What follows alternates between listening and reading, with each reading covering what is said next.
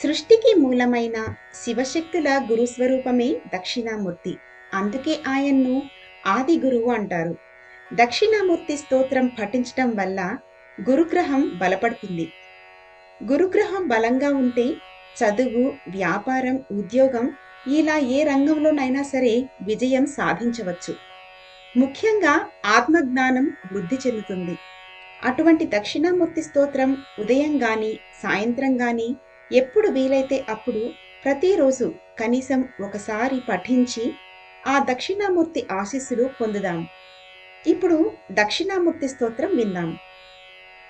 గురవే సర్వలోకానాం విషజే భవరోగిణాం నిధయే సర్వవిద్యానాం దక్షిణామూర్తయే నమః.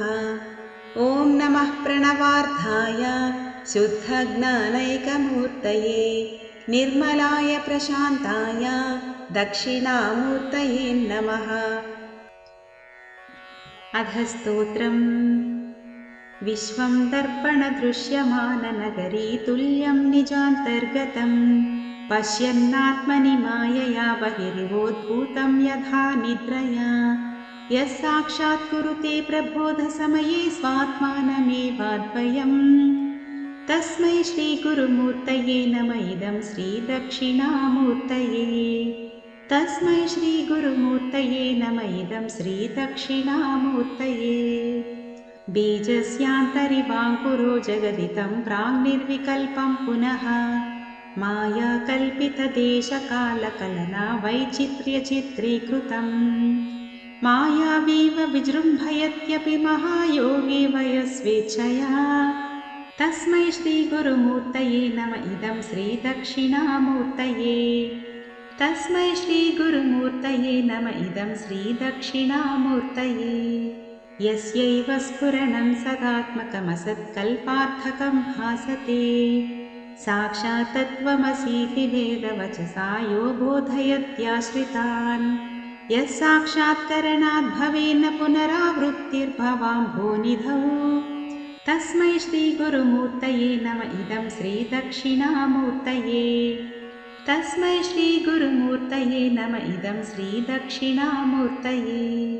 నానాఛిద్రఘటోదరస్థితమహాదీపప్రభాభాస్వరం జ్ఞానం యస్య తు చక్షురాదికరణద్వారా బహిఃస్పందతే జానామీతి తమేవ భాంతమనుభాత్యేతత్ సమస్తం జగత్.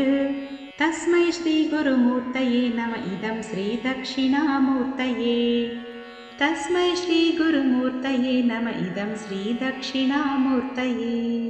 దేహం ప్రాణమపీంద్రియాణ్యపి చలాం బుద్ధిం చ శూన్యం విదుః స్త్రీబాలాంధజడోపమాస్త్వహమితి భ్రాంతా భృశం వాదినః మాయాశక్తివిలాసకల్పితమహావ్యామోహసంహారిణే.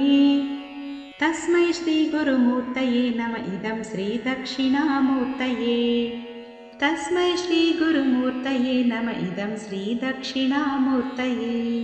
రాహుగ్రస్తదివాకరేంద్రసదృశో మాయాసమాచ్ఛాదనాత్ సన్మాత్రః కరణోపసంహరణతో యో భూత్సుషుప్తః పుమాన్ ప్రాగస్వాప్సమితి ప్రబోధసమయే యః ప్రత్యభిజ్ఞాయతే.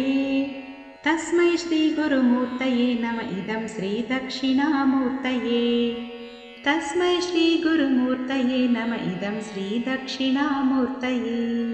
బాల్యాదిష్వపి జాగ్రదాదిషు తథా సర్వాస్వస్థాస్వపి వ్యావృత్తాస్వనువర్తమానమహమిత్యంతఃస్ఫురంతం సదా స్వాత్మానం ప్రకటీకరోతి భజతాం యో ముద్రయా భద్రయా.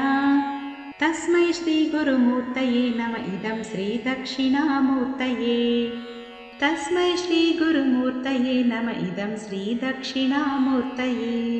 విశ్వం పశ్యతి కార్యకారణతయా స్వస్వామి సంబంధతః శిష్యాచార్యతయా తథైవ పితృపుత్రాధ్యాత్మనా భేదతః స్వప్నే జాగ్రతి వాయ ఏష పురుషో మాయా పరిభ్రామితః. తస్మై శ్రీగురుమూర్తయే నమ ఇదం శ్రీదక్షిణామూర్తయే. తస్మై శ్రీగురుమూర్తయే నమ ఇదం శ్రీదక్షిణామూర్తయే.